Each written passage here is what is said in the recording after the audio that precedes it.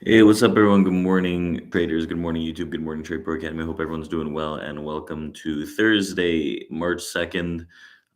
We have some news, right? Some news from the overnight session. We have some news from yesterday. We have something to talk about today, right, in the escape of a key balance area on the S&P. So at the end of these videos, at the end of these updates, what we do is we'll break down what's going on in the market, trade plan, and come up with some ideas that give you some kind of directionality and understanding of where the market is expected to move. So why don't we jump into this? We do have some news to cover here. Let's see, one second. What's going on here?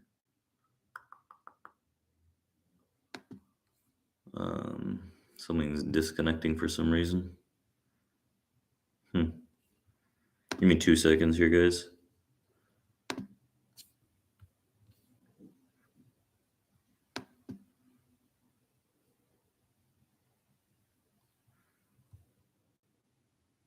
Okay, so let's talk about Tesla. Tesla had Investor Day yesterday. We saw a decent little drop in the overall Tesla stock overnight here pre-market during the after-hours session in general. The jury's still out on Tesla's Investor Day event.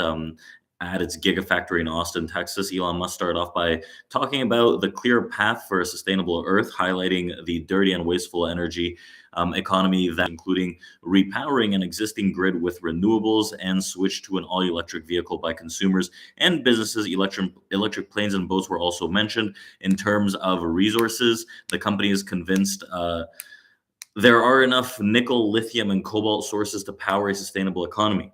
So in terms of the reaction, we saw that the investors were generally underwhelmed by the presentation, setting the stock down about 6% in the after-hour session on Wednesday into Thursday. And the future of self-driving, a robo-taxi network, and charging infrastructure was discussed in broad strokes. And while the next generation electric vehicle platform was announced, it didn't include too many details. And note that Tesla shares have been on a massive rip since the start of 2023. The stock almost up about 90% or around 90% year to date, losing a decent bit of those gains in the last few sessions. So those betting against the volatile stock at times found themselves in the opposite lane facing traffic, especially once this year started. It was another buy the rumor, sell the news type event. That's a very strong classic realistically in these events, right? We saw Goldman Sachs do pretty much the same thing as well. In terms of other highlights, Tesla disclosed that it broke ground on lithium refinery plant in Corpus Christi, Texas, which or with output expected within 10 months. And the company also confirmed that a new gigafactory that will be built in the northern Mexican city of Monterrey.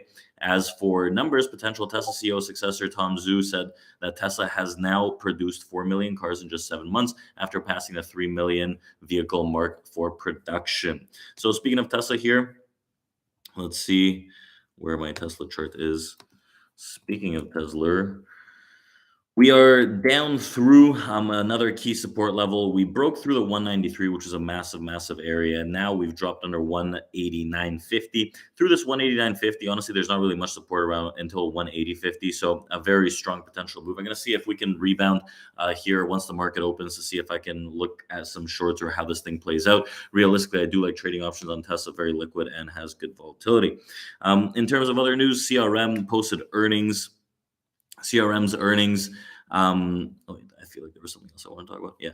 Okay, so CRM posted earnings and massive run on Wednesday evening, rocketing up about 15%. The cloud-based business software giant gave a strong sales forecast to go along with an upbeat fourth quarter result. So in an accompanying statement, CEO Mark Bainoff avoided any comments about Salesforce laying off 10% of its employees and stuck to the typical earnings report script, but said we hit the hyperspace button since we last spoke on the quarter ago. Changes that used to take months are taking weeks. And CFO Amy Weaver added to the sentiment by saying that the results and outlook set us up for a transformational fiscal year.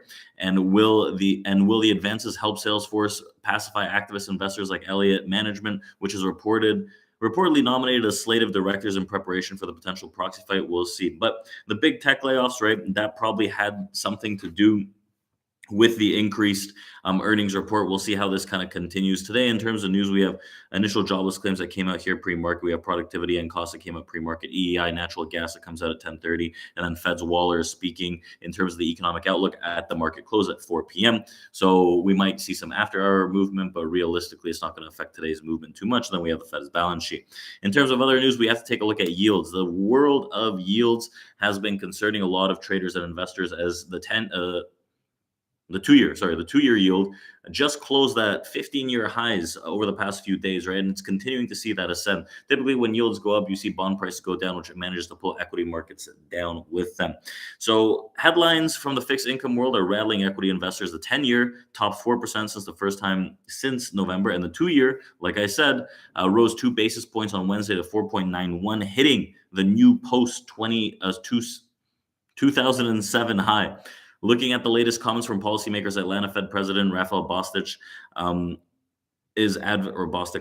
advocated that the rates rise above 5%, while Minneapolis Fed Kashkari expressed concerns about the incoming economic data. Stocks are in trouble if Treasury yields keep rising, naturally. So we'll see how these things shape up. Realistically, the continuation of yields to go higher puts downward pressure on bonds, and TLT is a massive ETF that I like to look at as a correlation marker when we talk about especially triple Qs or tech names with TLT, right? TLT and tech names are very one-to-one, right? Well, not one-to-one, but they have a very strong positive correlation, and this downtick on TLT that's been opening up the downside pretty aggressively is right now breaking through the prior low that marked the move into a new high, or not a new high, but into this most recent rally. So the breakdown and continuation potential of TLT to go down can see triple Qs and equities pull lower. So speaking of equities and trades and blah, blah, blah, we talked about that TLT swing actually in our room. If you guys want to go check that out, community.tradeproacademy.com.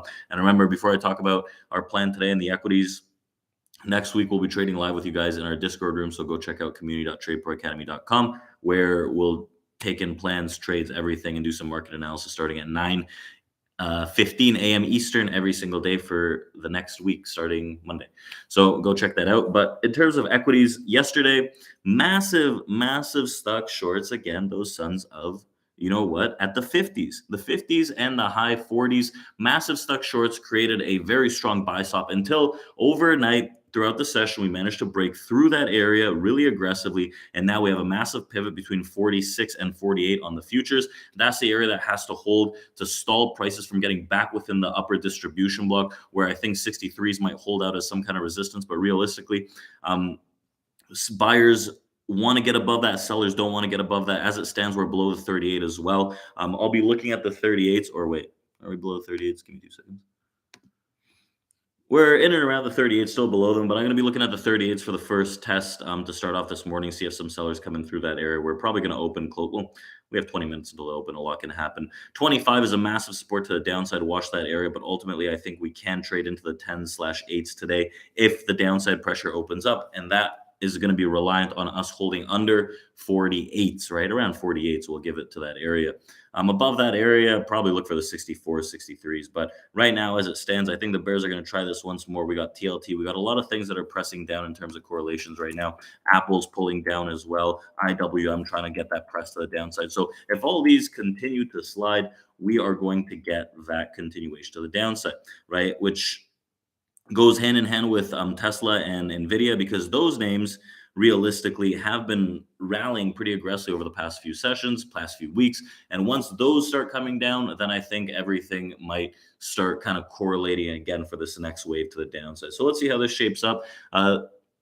I still think downside into the end of the week, and then next week we're going to see probably an attempted bull at the start. But I think overall, if we get a strong close to the downside into Friday, I don't think the bulls are going to be too happy with that on Monday and restart this week yet again for a pop and then flush. So we'll see how that shapes up. That's my thought process. I hope everyone has an amazing trading day, and I'll see you guys in our trading room, community.tradeproacademy.com, where we're going to be trading live, especially the futures market, probably some options trades too.